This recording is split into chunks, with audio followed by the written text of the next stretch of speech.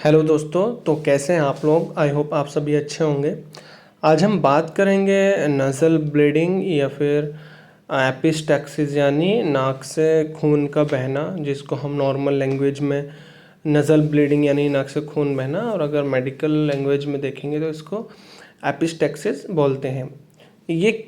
कैसे हो सकता है, किस वजह से नाक से खून आ सकता है, या फिर अगर ऐसा हो जाए तो हमें सबसे पहले क्या देखना चाहिए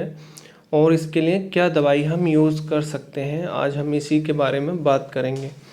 देखिए, हमारी नाक के अंदर छोटी छोटी नसें आपस में मिलकर एक गुच्छा बना लेती हैं, जिसमें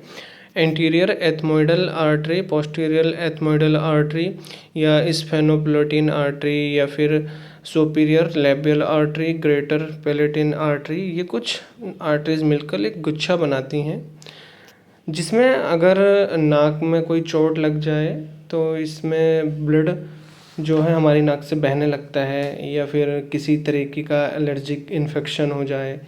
या ब्लड प्रेशर बढ़ने की वजह से, जैसे हाई ब्लड प्रेशर की वजह से ये ब्लीडिंग हो सकती है नाक से, या फिर हम नाक को बार बार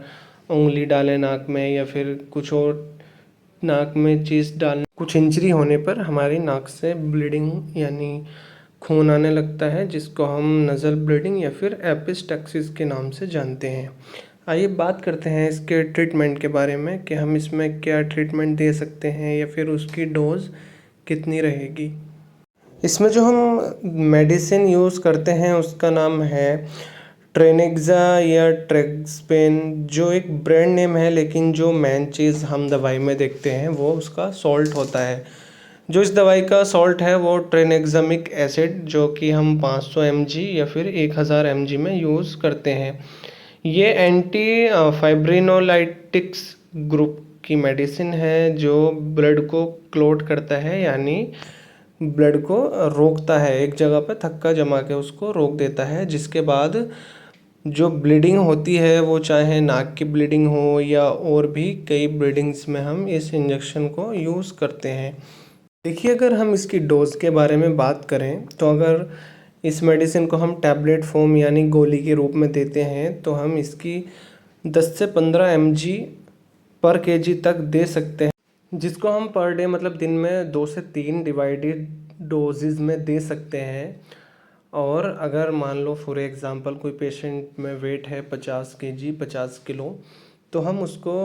500 से 750 mg 2 या 3 डिवाइडेड डोजेज़ में, मतलब 2-3 भागों में उसको हम दे सकते हैं। और इसकी मैक्सिमम डोज अगर देखें तो 1000 mg से, मतलब 1000 मिलीग्राम से और 1500 मिलीग्राम तक हम इसको पर डे दे सकते हैं। और अगर इंजेक्शन के रूप में देखें तो वही इसको हम 500 से 1000 mg मतलब मिलीग्राम तक मैक्सिमम डोज हम इसको स्लो आईवी मतलब इंट्रावेनस नस के द्वारा हम दे सकते हैं, या फिर